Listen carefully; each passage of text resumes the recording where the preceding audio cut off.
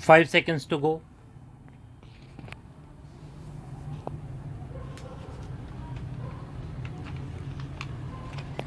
Start. Sir, the entire constitutional fabric of our country has been eroded, is being eroded persistently, deliberately, and almost continuously. Our center state relations are reaching a breaking point.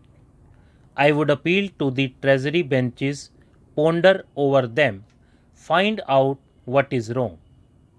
Look to the legitimate grievances of the various sections. It is no use debunking regionalism and crying out against it or saying that it is anti national, subversive, or wrong for the country. Go into the reason as to why it is happening and why it is rising and why these demands are being made. Then only you shall be able to remedy the situation. Merely cursing your fate or cursing the anti national forces behind them, which are allegedly operating according to you, you shall not get anywhere. What about the judiciary? We find Supreme Court judges are speaking in public against Supreme Court judges' interference in our judiciary. There has been an erosion of the freedom of judiciary. The executive has taken upon itself powers which have completely ruined the prospect of an independent judiciary in our country.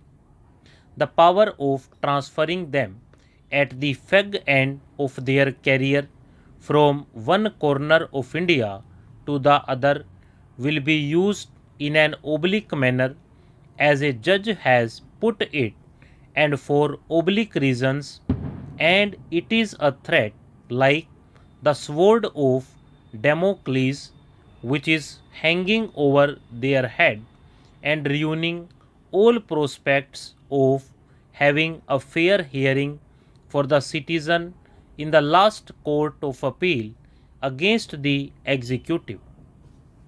I come to the press. In the press, I know there are brave and valiant people. They fought against this black bill and forced the government to take it back, yet the danger is not over.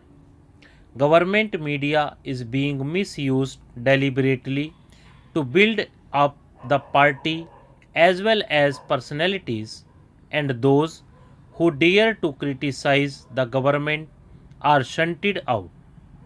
They are refused the so called plums or assignments, and they have faced occasional repression. What has happened to the Press Commission report? You tabled it on the last day of the last session. After that, we have heard nothing about it. We do not know whether the government are accepting the recommendations, are going to act upon them, are going to implement them. This is one of the most important issues before the country. We have talked horse, Mr. Vice Chairman, in every session about electoral reform. Again, not a word. Last session, we had promises by a number of honorable ministers, Minister of Law and Justice, and the Minister of Home Affairs that very soon a comprehensive bill shall be brought before the House. There is no indication in this address that something has been done or a bill is being brought before the House. Why do not you consider electoral reforms as the most urgent piece of political business before the country today? Why do not you see that the entire system has been distorted and it needs to be corrected.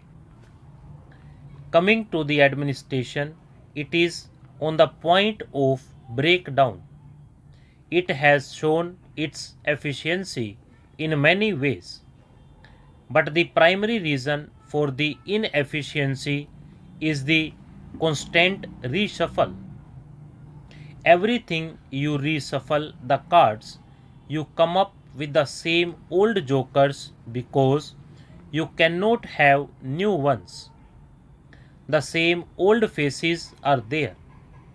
Coupled with this, you have the frequent, arbitrary, unreasonable transfer of officers. After 6 months in a place, they are transferred to other places. How can you bring about efficiency in administration with changing ministers engaged in a game of musical changing officers as attendants?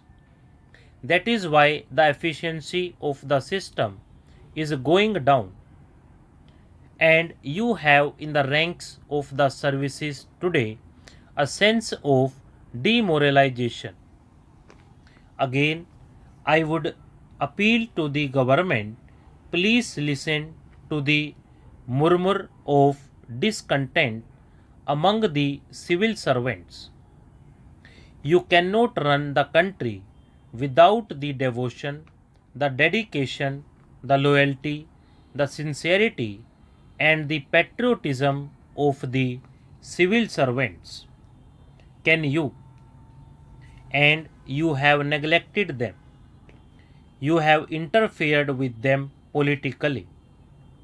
You have also permitted the system to be penetrated by or to have linkages with antisocial elements. Look at any government machinery.